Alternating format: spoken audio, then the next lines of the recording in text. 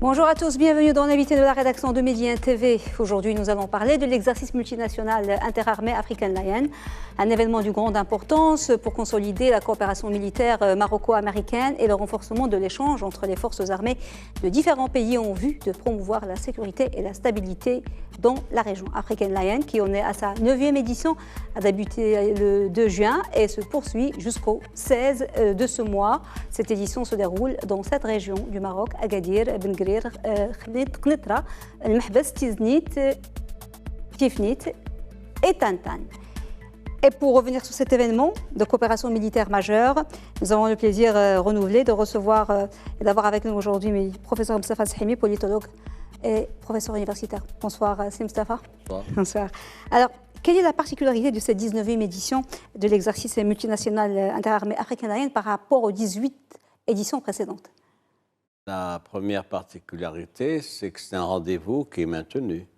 C'est la 19e édition. Ça mérite d'être relevé pour commencer. Deuxièmement, ça se passe au Maroc.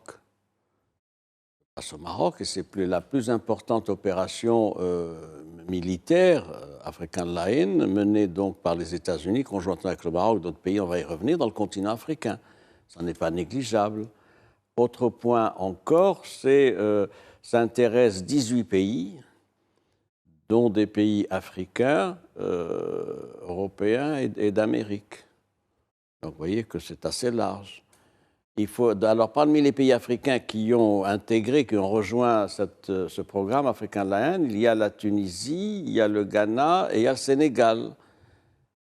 Enfin, un dernier point, c'est la présence d'observateurs internationaux, qui en ont nombre important. Et puis, dernier volet, tout de même, la participation, on y reviendra sûrement, la participation d'Israël à cette coalition. Ça n'est pas non plus négligeable. Oui, alors, ces manœuvres sont précédées par des formations académiques au profit des officiers. Là, c'est une centaine d'officiers. D'officiers de rang. Quelle est l'importance de cette formation théorique comme prélude avant le début des simulations et des manœuvres? Je voudrais ajouter, je l'ai dit, je ne l'ai pas suffisamment peut-être souligné, que ça se passe au Maroc et ça se passe dans des provinces du nord du royaume, du centre et les provinces méridionales. Et c'est la 3e année, par exemple, que ces opérations-là se tiennent à Mahbas. Mahbas, oui. Donc tout ça devait être dit pour bien préciser le cadre de ce programme-là. Alors, c'est un programme qui est préparé de manière très affinée. Très affinée comment? Il y a d'abord une phase, si vous voulez, préparatoire. C'est ce qu'on appelle la réunion de planification, qui a eu lieu du 9 au 20 janvier 2023, qui a eu lieu à Agadir. Donc, vous voyez que ça fait 5 mois, réunion de planification. C'est suivi par une autre séquence, une séquence de formation, qui dure entre 2 et 3 semaines, c'est important. Et puis maintenant, il y a l'exercice en tant que tel sur le terrain. Donc vous voyez que c'est quelque chose qui est programmé, qui est concerté, qui est arrêté de concert entre les États-Unis et le Maroc, et c'était le concours des pays, des 18 pays que j'ai signalés. Il faut relever aussi la participation américaine. C'est un corps... Le total de African Lion, c'est 7600 militaires. Plus de la moitié, près de 4000, c'est des forces américaines. Le reste, c'est des forces marocaines avec d'autres contingents. Donc, c'est extrêmement important qu'il y ait cet élément-là, qui est un élément éclairant. Alors, revenons sur les opérations et les manœuvres en elles-mêmes. En quoi elles consistent? Elle consiste à réfléchir et à mettre en œuvre des plans et des programmes de planification touchant un certain nombre de domaines. Lesquels? Premier domaine, les risques radiologiques, chimiques, les problèmes des explosifs, les risques biologiques. Et sur ce plan-là, il y a donc... Et puis aussi, pour la première fois cette année, les menaces souterraines. Pourquoi les menaces souterraines? Parce qu'on s'est aperçu que les tunnels avaient donc une utilisation particulière dans le type de conflit. Vous avez relevé à juste titre que le continent est un continent chrysogène, avec plus d'une quinzaine de conflits armés. Donc il y a là une situation intéressante. Mais il y a aussi la prise en compte de risques nouveaux, notamment les armes biologiques, bactériologiques, etc. Et je vous signale qu'il y a eu un exercice qui est une simulation réelle. Ça s'est fait à Agadir, donc il y a quelques jours seulement, et c'est une opération visant donc un programme de lutte contre des explosifs. On a eu des informations là-dessus qui sont intéressantes, c'est-à-dire une opération qui a été montée de conditions réelles avec la participation marocaine. C'est Marocaine qui a pris en main ce dossier-là. Oui. Ça s'est passé dans un terrain proche de l'état-major de la zone sud, donc à Agadir. C'était d'ailleurs, pour le détail, c'était un terrain de foot. Oui. Et on a utilisé des robots marocains et on a utilisé des engins sophistiqués. Et l'opération s'est déroulée dans des conditions parfaites, parce que c'est important. Je vous signale qu'il y a au sein des phares une unité spécialisée précisément contre les explosifs et la mobilisation des moyens de lutte contre les explosifs. Oui. Vous avez parlé de la région, du continent où il y a eu une montée de crises et de conflits. Et justement, le général américain Cashman a déclaré justement qu'il y a une dizaine de conflits à travers l'Afrique et qu'il faut rester vigilant pour être en capacité de faire face aux nouvelles menaces qui se profilent. De quelles menaces fait-il allusion, à votre avis, en plus de celles que nous connaissons déjà ? Les plans d'état-major et de planification sont à superviser et arrêter préalablement par les deux commandements, c'est-à-dire le général Brian Marchand du côté américain et l'inspecteur général des forces armées royales, le général Mohamed Berri, qui est donc responsable de la zone sud. Donc sur cette base-là, il y a une évaluation qui est faite en concertation avec les autres, etc. Les menaces sont de tous ordres. La première menace, c'est la menace évidemment terroriste. S'il y a bien un continent qui est menacé majoritairement par les menaces terroristes, c'est l'Afrique. Deuxième menace qui joue aussi, c'est le fait qu'il y ait des mouvements séparatistes, extrémistes, qui recourent précisément donc à des actes de terrorisme dans un certain nombre de pays frontaliers, l'espace sahélo-sahélien évidemment, mais aussi la Corne de l'Afrique, et aussi le Golfe de Guinée, et aussi le Nigeria, sans parler du Mali, du Niger, du Tchad, etc. Tout ça est connu. Et donc il faut faire une réflexion collective sur des menaces qui ne sont pas simplement des menaces militaires de sécurité, mais des menaces supplémentaires, le problème de l'utilisation d'armes biologiques, d'armes chimiques, qui se trouvent, vous savez, sur le marché international des trafiquants. Bactériologiques aussi. Oui, bactériologiques, etc. Donc tout ça implique une prévention, une veille vigilante. Et puis, il y a aussi, il faut le dire, l'utilisation d'un certain nombre de conflits qui sont instrumentalisés par tel ou tel pays, et ça nourrit donc évidemment des explosions sociales. Regardez ce qui se passe au Soudan, c'est tout à fait préoccupant. Ce qui se passe au Soudan, il y avait un gouvernement, il y avait un accord entre les deux généraux. Nous sommes dans des situations tout à fait dramatiques, sans parler d'autres régions du continent, et donc les menaces sont de tous ordres. Les menaces ne sont pas simplement militaires, les menaces sont sécuritaires à tous égards, entendu au sens global, bactériologiques, chimiques et autres. Oui. Alors, la nouveauté cette année, qui n'est pas négligeable, c'est que pour la première fois de l'histoire d'African Lion, il y a une délégation militaire israélienne qui prend part à ces manœuvres, avec 12 soldats. Quelle est l'importance de cette présence israélienne?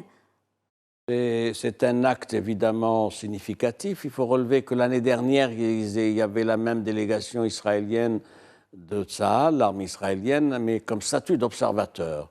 Donc vous noterez que ça se fait par étapes. Et là, il y a 12 soldats et commandants d'un bataillon, etc., qui sont présents. C'est tout à fait normal qu'il y ait cette adjonction. Pourquoi? Parce que par-delà les situations géographiques des uns et des autres, il y a une problématique partagée de menaces Et c'est tout à fait normal que l'État d'Israël y soit associé, comme d'autres pays du Moyen-Orient qui vont sûrement rejoindre. Mais le problème, c'est que en principe, c'est le continent africain, donc il y a là bien un traitement particulier qui a été fait, compte tenu peut-être aussi de l'expertise opérationnelle de l'armée israélienne. Tout ça, je pense, a joué pour qu'il y ait cette participation israélienne. Oui, mais ça, c'était un petit peu attendu parce que c'est une suite logique. Comme il y a eu en 2021 une signature, une alliance dans le domaine sécuritaire entre le Maroc et Israël, à l'occasion de la visite du ministre israélien de la Défense, non? Je ne ferai pas le lien. Pas de lien? Oui, je ne ferai pas le lien. Pourquoi? Je veux dire pourquoi. Parce qu'il s'agit d'un programme African Lion, c'est comme son nom l'indique, c'est le continent africain. D'accord. Continent africain. Donc, en principe, c'est les problèmes de sécurité qu'il y a dans le continent. Le fait qu'il y ait eu cet élargissement à l'État d'Israël, l'armée israélienne, est intéressant à relever. C'est une participation limitée, 12 soldats et commandants, etc. Mais je pense que c'est un acte fort de partage d'une commune perception des menaces pesant sur le continent et d'autres régions. Vous savez, les menaces qui pèsent sur le continent ne sont pas limitées et fermées. Donc, dans un espace continental, il y a des débordements entre les différents continents, différentes régions, entre l'Afrique et le Proche-Orient, Moyen-Orient, etc. Et tout ça implique qu'il y ait le maximum de gens qui soient associés à cette opération-là. Alors, il y a des manœuvres très importantes, comme vous avez cité, terrestres, maritimes, aériens et autres. Et puis, c'est l'occasion de tester la communication, la coordination et surtout l'interopérabilité. Où en est justement cette interopérabilité après 18 éditions? Est-ce qu'on peut toucher à quel point on mesurait son efficacité, l'efficacité de ces manœuvres qui sont menées? Quelle est la problématique qui est posée à Afrique Lion depuis le début? C'est de mettre en œuvre une approche commune pour ce qui est d'une mobilisation d'une coalition unie. Il y a 18 pays, donc il y a 18 armées différentes, chacune avec sa culture, avec ses problèmes, etc. L'idée qui prévaut à cet égard, c'est qu'il y ait, par-delà les particularismes de chacune des armées et des problèmes spécifiques de chaque pays, qu'il y ait une convergence d'approche sur quoi? D'abord l'échange d'expériences. Ensuite, ça porte également sur des éléments tactiques, sur la formation, sur la protection, sur le mouvement, sur les manœuvres, sur le soutien. Et donc, c'est une occasion particulière d'échange entre les responsables des différentes armées. Pourquoi? Pour une convergence de planification, mais aussi pour définir des formes d'action efficaces. Vous avez fait référence au problème de l'efficacité. Ça pose quel problème? Le problème de l'interopérabilité. Ça veut dire quoi? Ça veut dire qu'il y a une interopérabilité entre les différentes armes, air, mer, terre, etc. Bien, c'est connu. Mais aussi, ça c'est dans chaque armée. Vous savez, dans chaque armée, il y a ces problèmes d'interopérabilité. L'aviation seule ne suffit pas. Il faut qu'il y ait la marine, il faut qu'il y ait l'armée de terre, etc. Donc c'est au niveau du continent, c'est intéressant, sous la supervision, j'allais dire, des États-Unis du Maroc. Et le deuxième point important, je crois, c'est que ce sont des armées qui doivent apprendre à travailler et à réfléchir ensemble sur des situations pratiques. Alors, c'est des situations pratiques tout à fait intéressantes. Il y a des cas d'école, je peux vous le dire, qu'il y a un manuel des protocoles qui est défini, qui est un document interne, qui est défini par African Lion, sur un certain nombre de secteurs avec beaucoup de détails, etc. Donc, c'est des protocoles qui servent à faire face de manière optimale à des situations de crise, de menaces, etc. Sur ce plan-là, c'est une valeur ajoutée pour l'armée américaine, parce qu'elle est confrontée à des situations locales dans le continent, mais c'est également une valeur ajoutée pour chacune des armées des pays participants, près d'une vingtaine, parce que ce sont des armées qui vont se frotter à des expériences et à des échanges utiles dans le cadre d'une politique de défense. Est-ce qu'il y a eu déjà, pour des actions menées dans des foyers de tension communes, où il y a eu une coordination depuis ces 18 éditions sur le terrain? Je voudrais faire cette mise au point, si vous le permettez. Ce n'est pas une alliance militaire. African Lion n'est pas une alliance militaire. Non. Et oui, ce n'est pas une alliance militaire, donc avec des Parce qu'on a engagements tendance et à des confondre obligations. parfois. Pas du tout. Oui. C'est simplement, ce sont des travaux pratiques, si je puis dire, des travaux pratiques pour chacune des armées participantes pour améliorer ses techniques de lutte, être mieux informées et échanger avec les autres les menaces futures. Je vais vous donner un exemple encore qui est inédit cette fois-ci. L'un des points retenus, c'est la cybersécurité.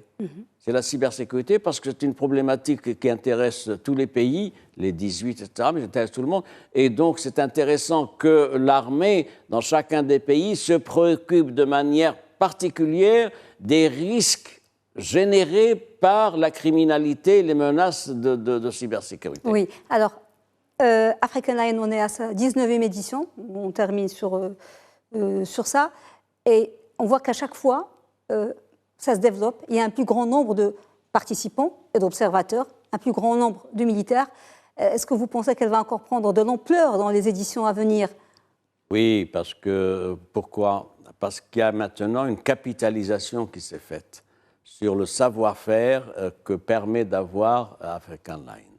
Capitalisation, une accumulation, un échange d'expériences, etc. Ça ne peut que se poursuivre, compte tenu du fait que nous sommes, vous le savez, dans un monde qui n'est pas pacifié.